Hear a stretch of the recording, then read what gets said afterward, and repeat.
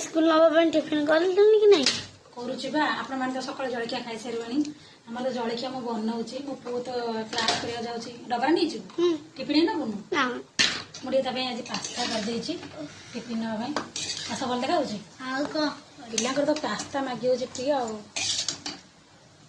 pasta T करदे मोपाई सकाल T आज ओट्स करदे कहीं मतलब टाइम होनी कर रखी खाया चूड़ा ओट्स यहाँ क्षीर पकई कर ओट्स करके रखला सुखी जाए आउ टे पखाड़ खायापी जन्नी पोटल कहीं आज भजा करनी टाइम पा जन्नी पोटल बैगण सब सीझे देती मोपाई चूड़ा ओट्स करदे क्षीर पकई कर चीनी पकईनी मिश्री पकई कहीं मु गुड़